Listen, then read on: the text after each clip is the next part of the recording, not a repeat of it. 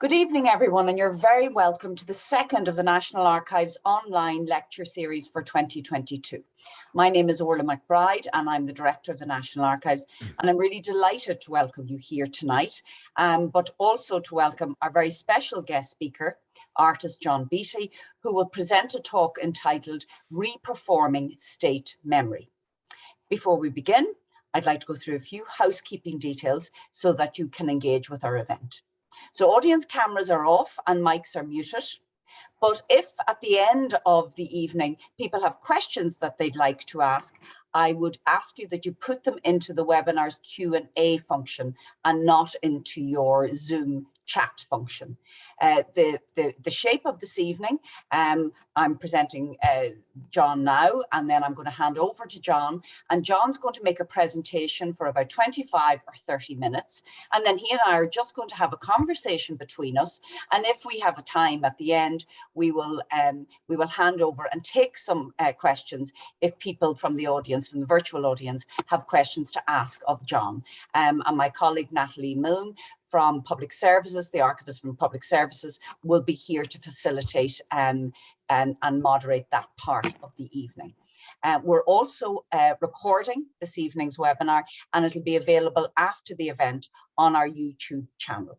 We're live tweeting, so please like or retweet our posts at NAR Ireland. So a couple of words about tonight's talk and about John Beattie, the visual artist. So John is our first ever artist in residence in the National Archives. As part of the Decade of Centenaries, we put a call out last year looking for visual art, looking for artists, and John was our chosen artist. And we were particularly interested because John had previous experience of working with historical material, working with historical events in terms of his own practice. So that was of interest to us just in terms of how John might engage with the collections of the National Archives. So his talk this evening will focus on elements of his artistic practice, and in particular, how he restages and interprets historical themes through the cinematic lens. John's going to make a presentation, but he's also going to show excerpts from a short film, Performing NGI 988, which will be screened intermittently across John's talk. In addition, John's going to talk really about how he engages with the National Archives to date as our artist in residence, and the new work that he intends to develop in 2023 arising out of the residency. So just to present John to those of you who don't know him, John's a visual artist, and he's originally from County Donegal, and it's not because he was from County Donegal that he was chosen to be the first artist in residence in the National Archives, given my own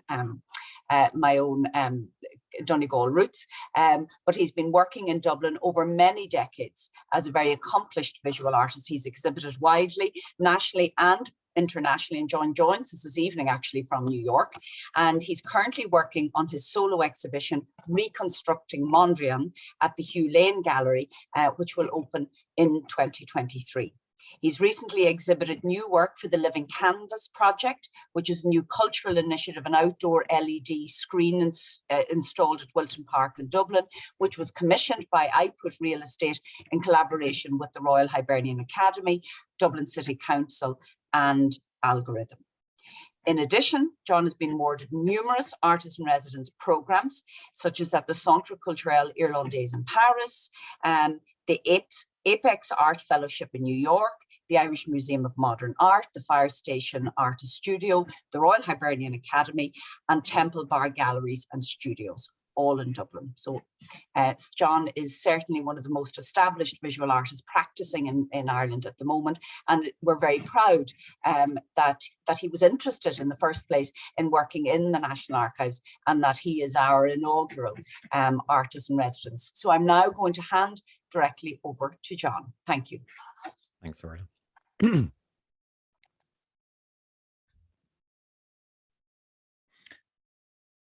Well, good evening, everyone, and thank you, Orla, for that great introduction.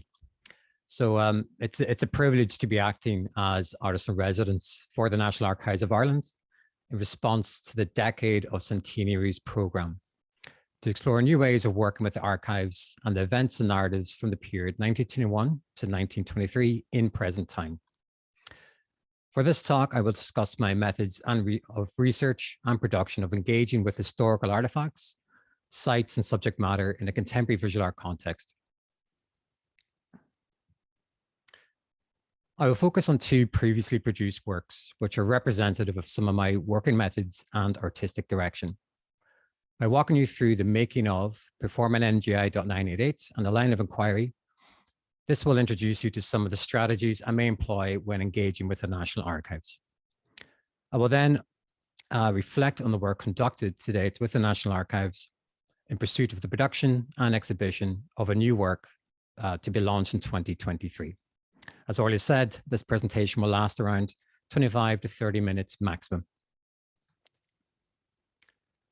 So work number one, Performing NGI.988, is a work that was commissioned by the National Gallery of Ireland, the ESB Centre for the Study of Irish Art, and Dublin City Arts Office, the Lab Gallery, Dublin.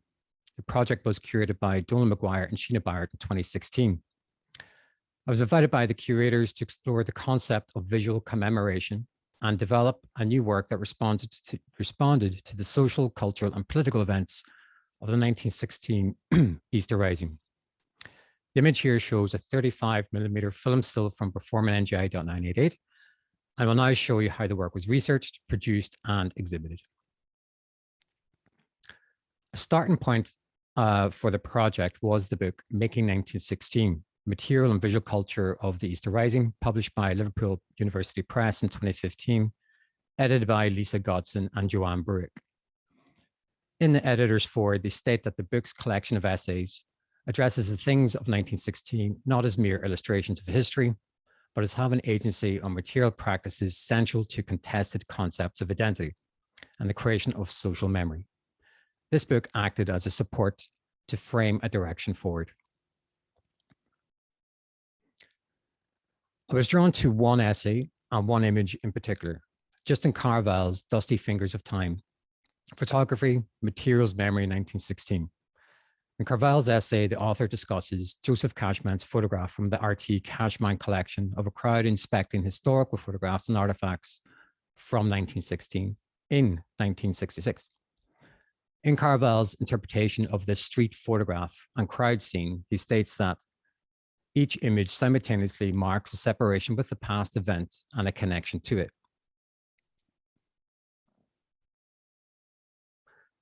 Carval deconstructs the photograph by making reference to various framing devices at play in the image to interpret simultaneous and temporal points which are layered upon one another. 1916, 1966, to a present moment in time. Carval uses this image to draw our attention to qualities of time which are historical and chronological from A to B, also qualities with space and time embedded in the photograph which are conceptual and which are simultaneously performing. Themes with layering, folding, and bending narratives of multiple points in time is part of Carval's project here. The second point of reference for the development of Performing NGI.988 was the National Gallery of Ireland's exhibition catalogue from 1966. Of the exhibition, which commemorated the Irish Rebellion of 1916 and marked the Golden Jubilee of the Easter Rising. One of the works featured in the exhibition and the exhibition catalogue was Jan Wick's historical painting of the Battle of the Boyne from 1693. The painting's archived reference code is NGI.988. This catalogue plus Jan Wick's painting became a central focus of my inquiry for the following reasons. During 2015, the National Gallery of Ireland were preparing to mark the commemoration of 1916 through their exhibition titled Creating History, Stories of Ireland and Art. During that year, the National Gallery of Ireland's Conservation Department took on the major conservation project of Jan Wick's painting of the Battle of the Boyne, which was undertaken in the Great Hall at Malahide Castle, where the painting had been on loan since 1976. On site at Malahide Castle, the conservation team carried out a full-scale treatment of Jan Wick's painting. The conservation of the painting was made a public event where visitors could come and observe the process. I will use the word performance here, of the painting being treated, reinstalled, and re-exhibited in the National Gallery's exhibition. This live process of conservation, cleaning up, re-representing, recontextualizing, and re-exhibiting captured my attention. I was drawn to the performativity of the stage site of conservation and the performative restaging of the newly conserved historical painting. I felt that there were narratives at play within this process that I could work with and were important elements to somehow capture. I visited Malahide Castle to see the site of conservation for myself. Looking at the space and the conservation scene, I felt that with appropriate dressing, lighting, mise-en-scene, and with further composing of the scene, there was a new image and narrative to be captured here. So moving on from this element of the research phase, other source material was researched at the ESB Centre for the Study of Irish Art Archives. I was provided with full access to the Centre's archives. I came across the Yeats collection and Jack B. Yeats sketchbooks, beautiful small pocket notebooks with observational sketches in pencil by Yeats of his travels around New York, Berlin, Paris, and Dublin. In one of his sketchbooks, number 185 from 1916, it showed a daily visual record of his observations of the everyday of people, buildings, soldiers, workers, and the streets of Dublin. One image stood out, Yeats' drawing of O'Connell Street and the destruction of the GPO building following the aftermath of the Rising. Another document I was drawn to was the National Gallery of Ireland's Minute Meeting Book from 1916. Pages in the book outline a written account of the war scenes, destruction to the city, its people, its cultural buildings, including a reference to the damage to the RHA building on the day of the Rising. The written text producing a visual picture of the city during the 1916 Rising. I then assembled the source material and began creating links and chains between them and set about constructing a way to collate the research. With this material, I sought to position the artist, art and culture at the forefront of conservation, commemoration, capturing and emulating difficult historical, social and political state events. With this in mind, I returned to the Malahide Conservation Site to begin production. This image shows Kevin Hughes, my cinematographer, dressing the scene with film and lighting equipment using a track, dolly and crane.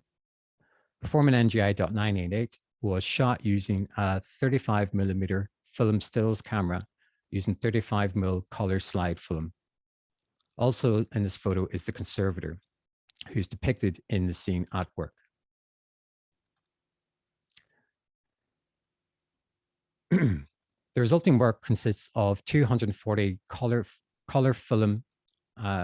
slide film images of the scenes, artifacts, and source material just shown. The newly produced 35mm slide film, the newly produced 35mm slides were placed into 3 synchronized Ectopro Cine slide film projectors and then played across one projection screen. When projected across the screen, each image, each still photograph was designed to slowly dissolve over one another to create a new moving image montage. This slide shows performing NGI.988 installed at the Lab Gallery in Dublin as a film projection in 2016. This year, I was invited to re-exhibit this work for the Living Canvas project at Wilton Park, Dublin, on a super wide 4-meter by 21-meter LED outdoor LED screen, and is Europe's largest outdoor screen space dedicated to the screening of moving image artworks. This project was developed by iPut Real Estate, produced by Algorithm in collaboration with the Royal Berlin Academy, Dublin City Arts Office, and the Museum of Literature Ireland. For this project, I had the opportunity to adapt the work specifically for this screen's format and include new footage shot recently at the National Archives. So what I'm going to do now is show a brief excerpt from this film, and it is 18 minutes long, but what I'm going to do is skim through it to give you an impression just for about 1 minute.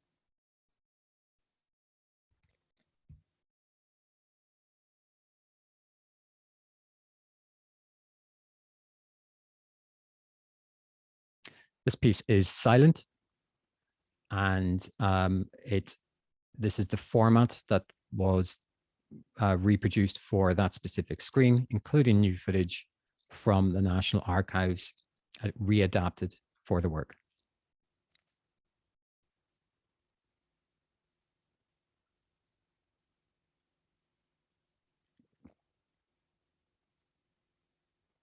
This piece is will be currently showing from the 22nd of February in Wilton Park. So I urge you, please go have a look. And this is some of the 35mm stills, which are being played back almost like an animation. One still following another still photograph, following another still photograph. And they overlay and really kind of unfold almost like a stop motion animation through film, and features the content I just described. Now, I will be fast forwarding just to give you an impression.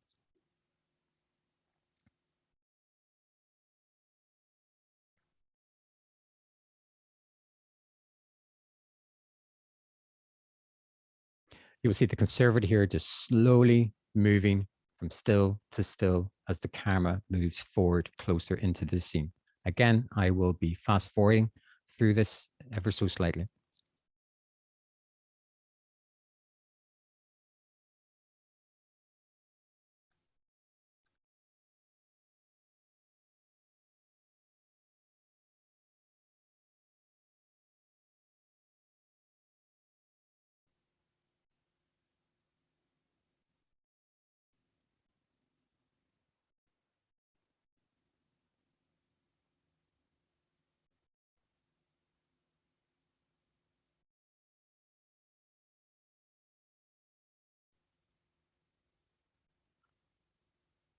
I'm moving through.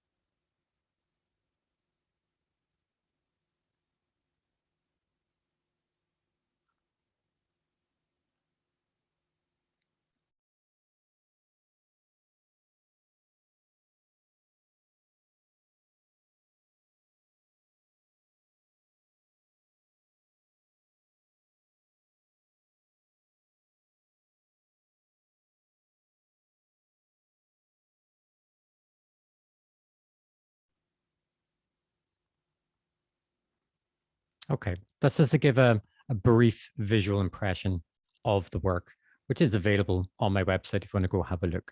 But we're not going to go through the full 18 minutes today. Okay.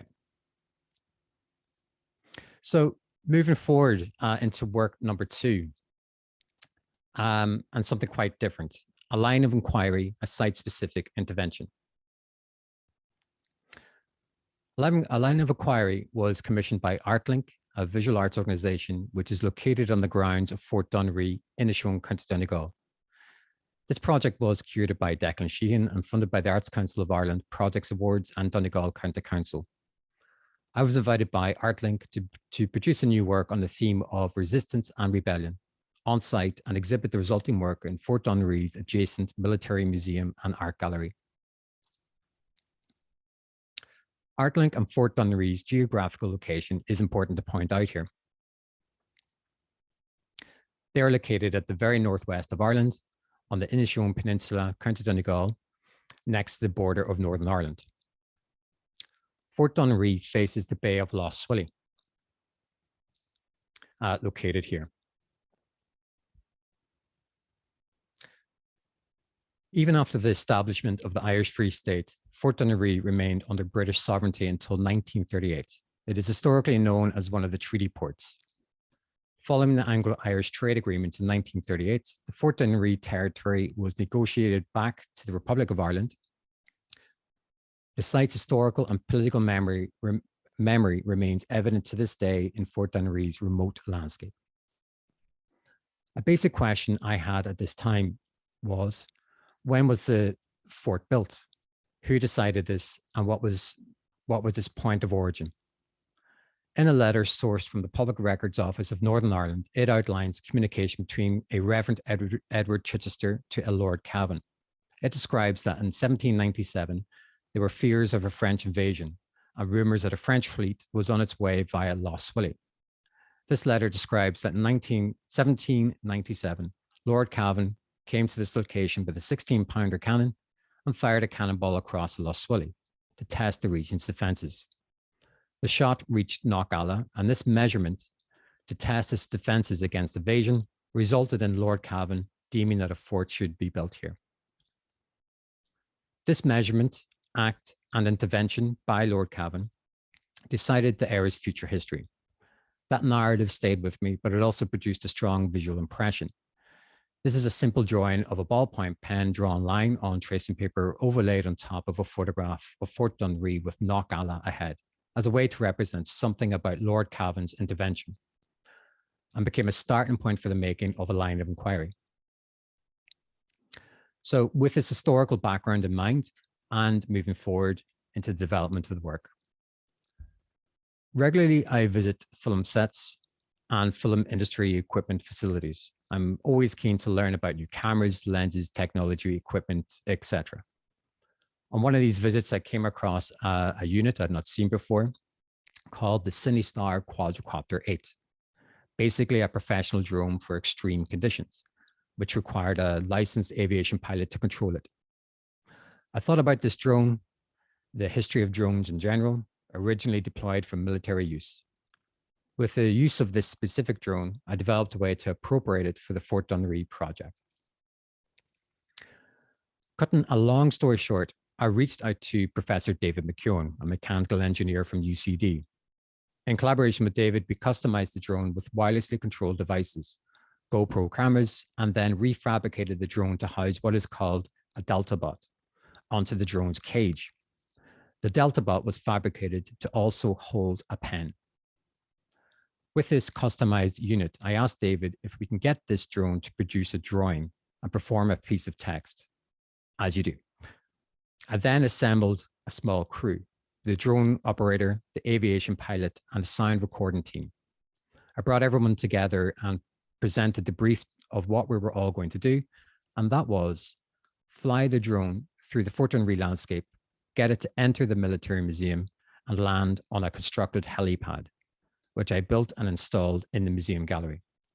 The plan was, once it landed on the helipad, it would automatically execute a drawing, a piece of text, a message onto the surface of the helipad, then fly off, all in one shot and one sequence.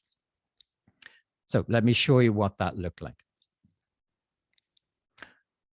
I designed and visualized the flying of the drone firstly through the Fort Dunleary landscape in 3D visualization software. This produced a form of storyboard, which I shared with the team, who then practiced technically difficult shots in the studio in Dublin prior to coming to Fort Dunleary.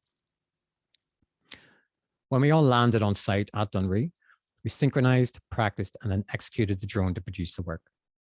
After months of planning and rehearsals, the drone successfully completed its mission, flew through the Fort Dunleary landscape, entered the building, landed on the helipad, executed its message, and flew off again, leaving its drawn message behind. This performance produced video footage, sound, and drawing, which was edited and assembled to form the resulting installation and exhibition.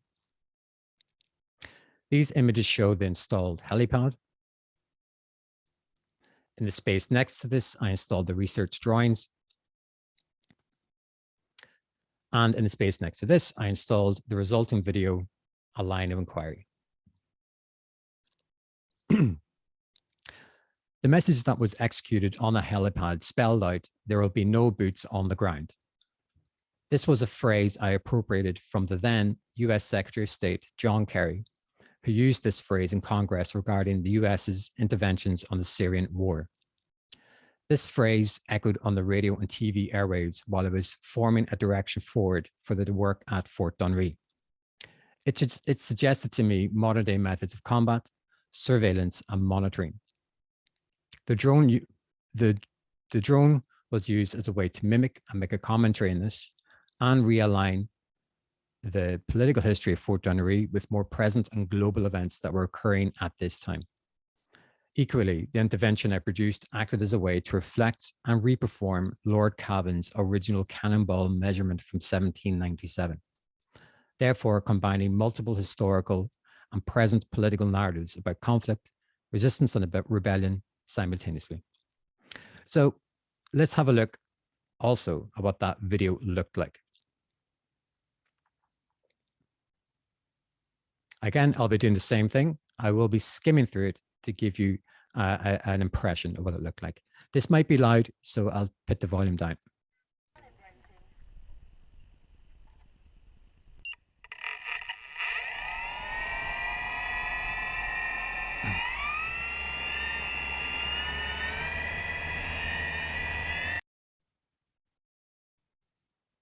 Okay, I'm going to begin skimming forward a little bit.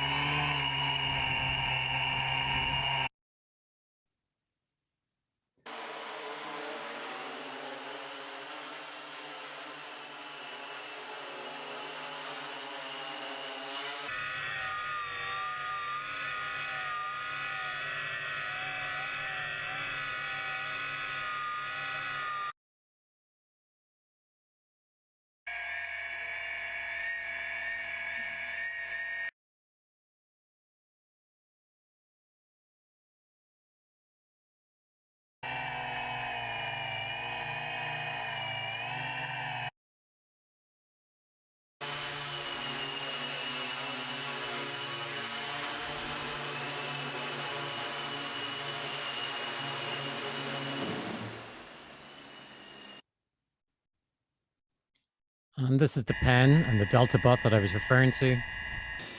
And now the drone begins its automatic process of executing the drawn text.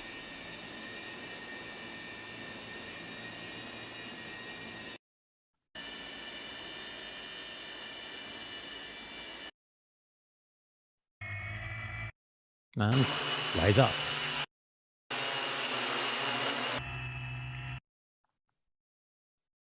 Again, moving, fast forwarding through that, just to give an impression of what that video looked like and what happened on site there. It was an exciting and very satisfying project to do. Okay. And moving forward. Okay. So, and finally, my work in progress at the National Archives of Ireland. I received this award in early 2021 and began the residency in mid-2021. Upon my arrival into the National Archives, I met with Karen Downey, the Commemorations Programme Manager, Orla McBride, Director of the National Archives, and Natalie Milne, Archivist at the National Archives. I was placed in the good hands of Natalie, who introduced me to the behind the scenes on site on Bishop Street. But behind the scenes, what became crystal clear was the scale of the organization and the depths to the archives. The National Archives holds the memory of the state, and I'm humbled to be able to be provided with this level of access to the breadth and scale of artifacts, records, and documents contained within its walls. Prior to beginning the residency, I had set out clear aims and objectives, entering the building, I wanted to establish and integrate myself into the inner workings of the institution as a researcher, staff member, collaborator, and observer. I spent the first period of the residency becoming familiar with the site, its staff, departments, and then its artifacts. I began my process by taking a video camera and navigating through the entire building and taking establishing shots of the site and its quarters to establish a relationship with the building. Navigating through the site, I was drawn to the different kinds of labels, signatures, written marks on the filed shelves and archived objects. Each written label making a reference point to a person, the archivist, who had prepared and filed each container over time. There was a personal story and connection to a person on each archive box. This made me think about the labor, time, and care gone into each box and the preservation of state records contained within, aside from the contents and the subject matter.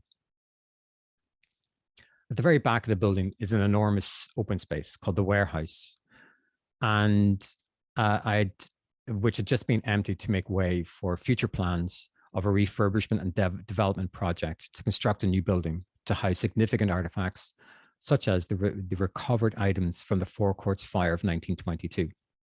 Symbolically, this space has become an important location for my work and research for this reason, and I have plans in place to use this site as a set for the production of a new moving image work. Also have used the space on a practical level as a studio, probably the largest studio space I have ever had the privilege of gaining access to. As part of my induction into the archives, I was given a tour of the Four Courts by Natalie and Brian Donnelly, a senior archivist at the National Archives.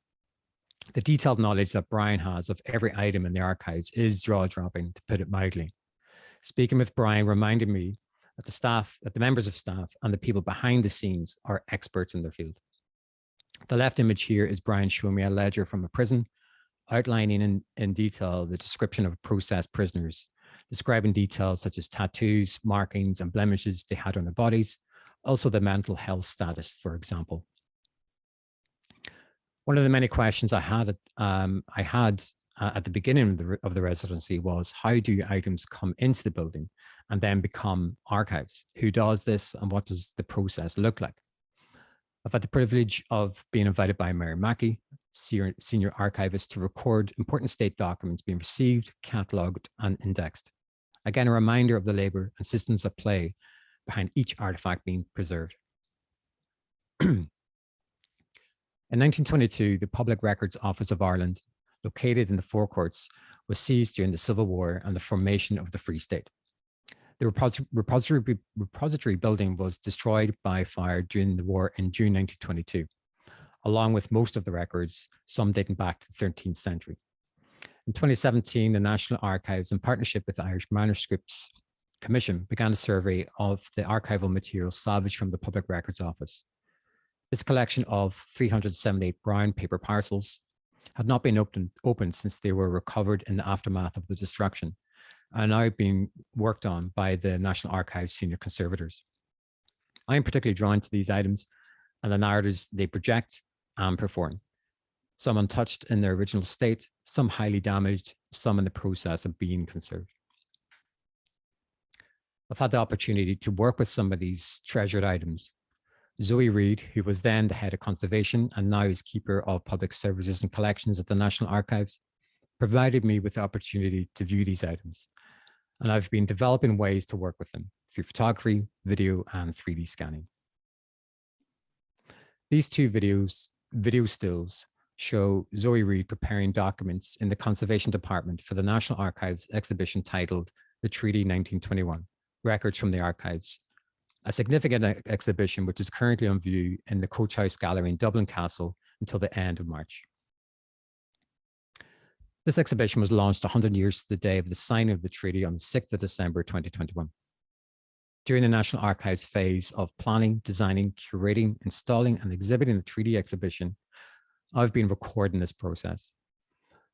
It has been an extremely productive time observing how the National Archives, its archivists, departments, and exhibitions team navigated, curated, and then presented social, cultural, and political content to a wide-reaching public and made difficult subject matter accessible at the highest level of historical accuracy. As the National Archives Artist in Residence, I've been considering the exhibition from an alternative perspective. I've recorded the evolution of the exhibition at Dublin Castle from its construction to final exhibition, and will be returning in March to record its deinstallation. I've considered this site of exhibition and its contents as a set, a stage, a platform, a performance. My intention is to use the frame of the exhibition through the frame of the lens and develop a way to re-perform historical, cultural, and political subject matter from a new perspective through moving image. So this is the work in progress. So this work is still in progress. And what I have just shown are some early stage strategies in thinking through content towards the development of a new artwork in response to the period of 1921 to 1923 in present time. And to conclude, just to say that your questions are my questions, which has informed my inquiry to date. Thank you for your time.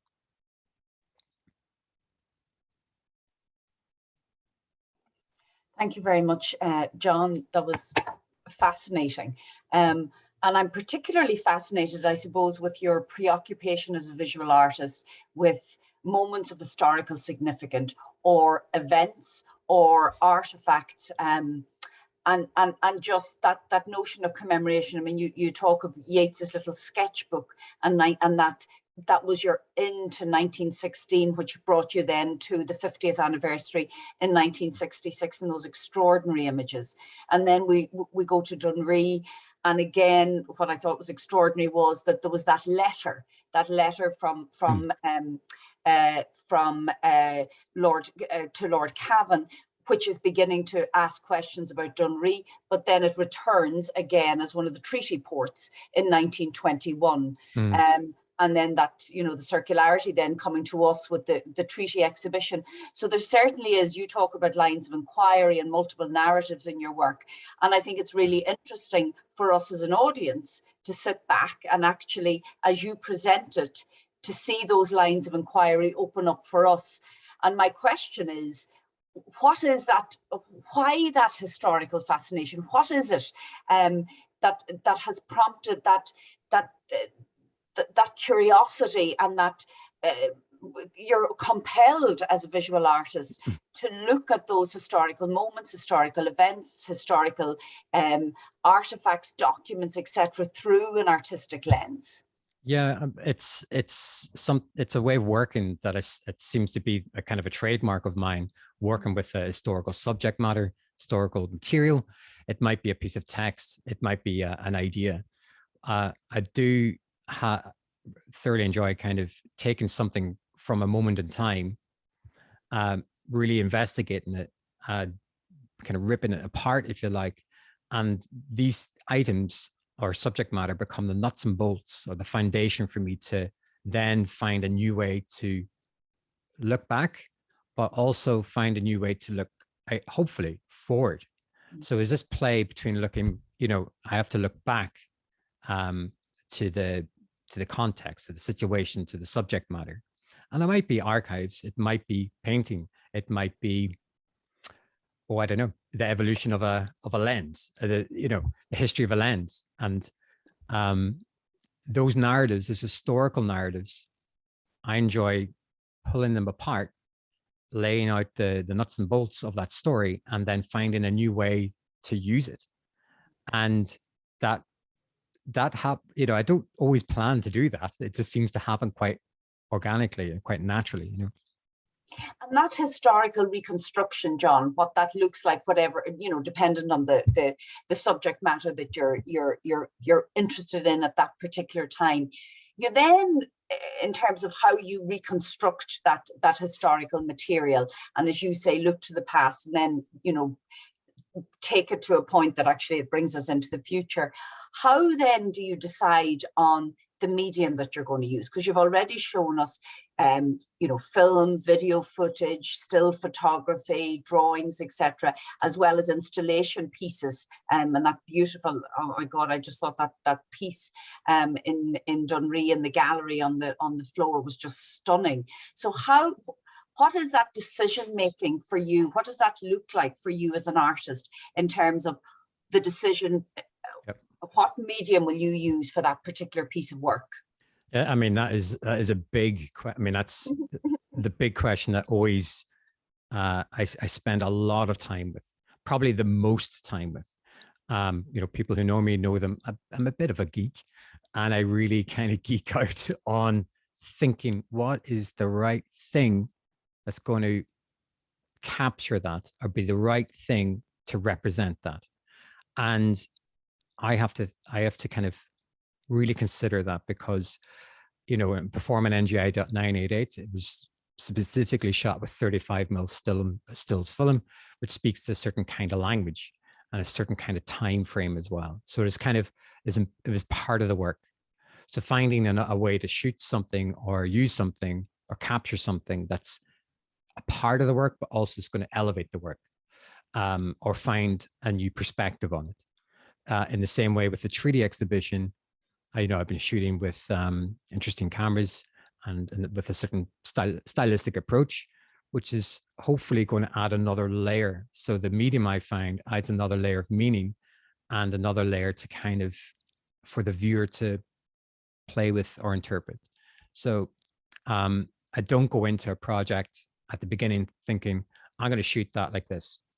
I have to see what is the context, what's the subject matter, what are the nuts and bolts, as I said, and think very carefully and very critically about how best to frame, capture, use, or represent it through the medium of choice.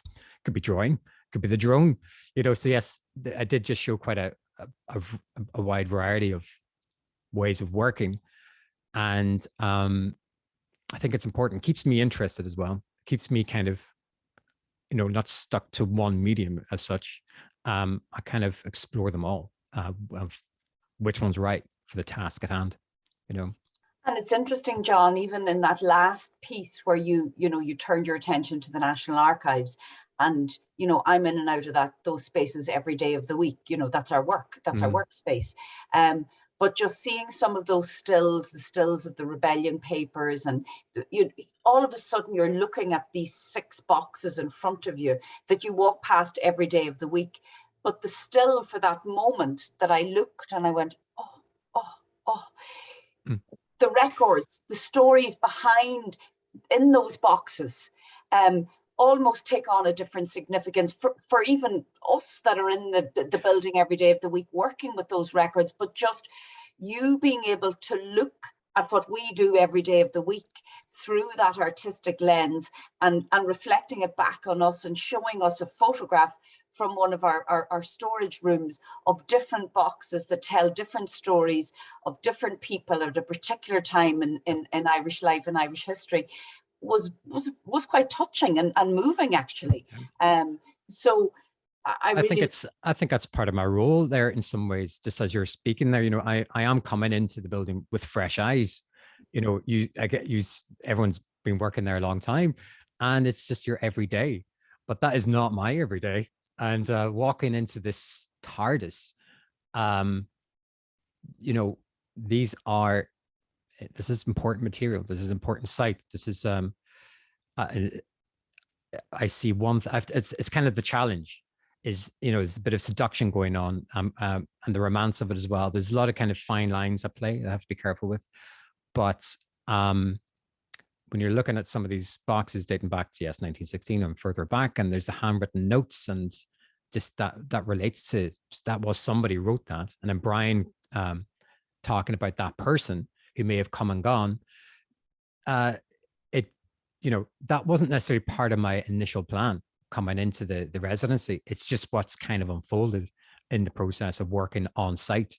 And I think being present on site and making that relationship with people, the building, the contents, it's all a part of it. It's all important to kind of find a way to work forward, And John, you finished there with just some images from the coach house, the install, and as you said, you will go back now for the deinstall of the treaty exhibition.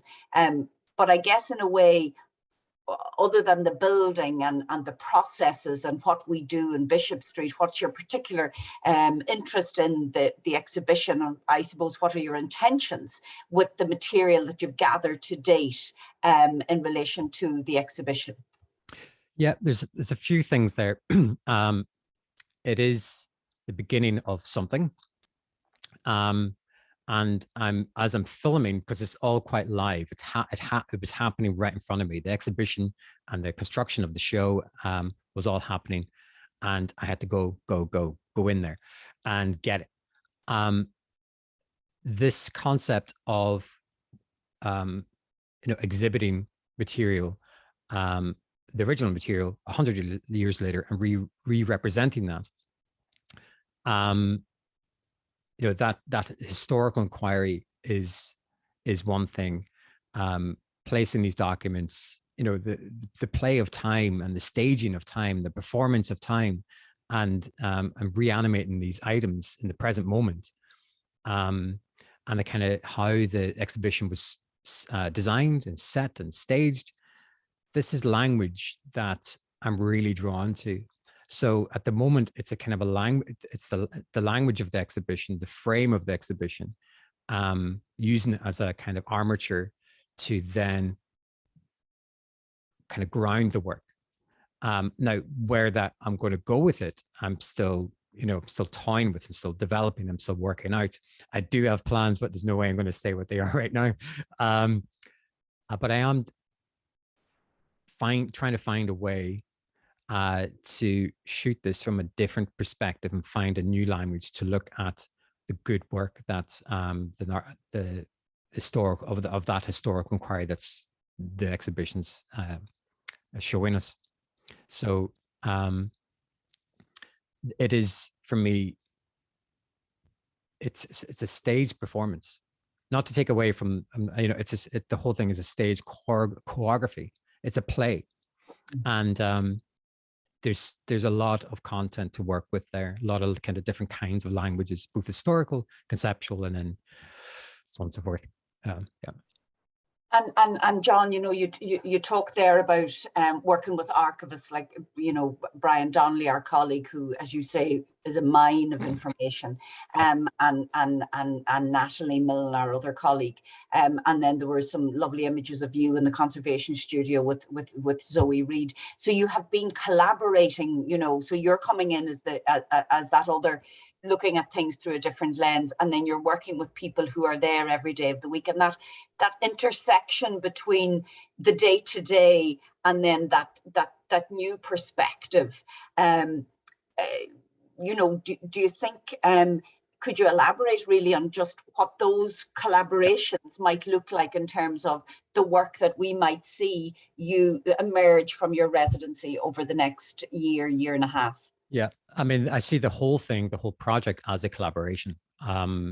This is not me and just going in and producing work.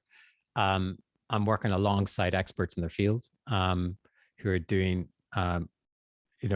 work at the highest level of kind of historical inquiry, and it'd be foolish not to collaborate. It'd be ridiculous. So collaborating, with Zoe in conservation and some of the archivists.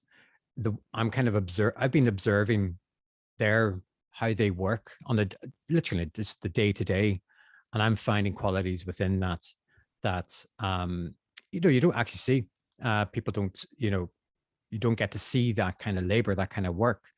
It is behind closed doors, and I think it's a quality to the institution or to the archives or to the individual that I'm finding myself using as a material, as a language, as a subject matter. So on any production or making any work or any residency, collaboration is really crucial to you doing what you want to do. Without people giving me this kind of access, I can't really do anything of value. And these collaborations provide that value, open up way more potential for the development of the work. Yeah. John, we have a comment really rather than a question here coming in the Q&A from Karen Downey. Your work combines the sophistication and the precision of modern imaging technologies with layers of narrative and history to reveal or make visible the often unseen or unknown workings of the world around us. To that end, your practice and your approach appear very well suited to representing visually the highly complex and extensive workings of our National Archives. I look forward to seeing how the work develops. So that's a comment from Karen just about your practice and that intersection that we've spoken about, that, you know, the coming together really of the institution and all of the processes and the workings of the National Archives as an institution with your work as a visual artist. So to our virtual audience at home, we've been talking for 50 minutes, and I think we've had a really, really clear sense of your working methodologies, your practice, but also how you approach work and how you approach often complex historical material. And, you know, as you say, the deconstruction of it in the first instance, and then the reconstruction of it within a kind of an artistic frame. And I found that really, really fascinating, John, like genuinely fascinating, just in terms of, as you call them, those lines of inquiry. And to date, and from what we've seen here, the line of inquiry that or the lines of inquiry that you're chasing down in terms of your residency in the National Archives is really fascinating from our perspective. We'll get a sense of work in progress and early enough in terms of June of this year. We'll have been working with you for a year, and there'll be some small showing of the process to date, and then in 2023 we'll have a much more significant exhibition of your work. So we genuinely look forward to that. It's a pleasure, I think, for all of us in the National Archives to work with you. Thank you very much. Resident in the National Archives, and it's a privilege for us to see you reflect back to us what you see as an artist when you walk into our building, because you see something different to what we see. So thank you very much. I want to thank our virtual audience for tuning in this evening. As we said, this conversation really that we've had this evening has been recorded, and it'll be available on our YouTube channel in the next day or two. So thank you very much, everybody. Thank you.